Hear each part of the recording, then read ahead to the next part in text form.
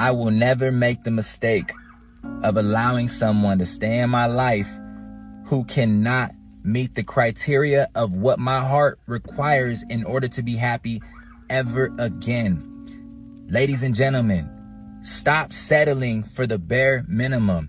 A lot of people are loving you in half-assed ways, and they think it's enough because we accept it. And I understand. I know what it's like to not want to leave someone because you're attached, because you love that person.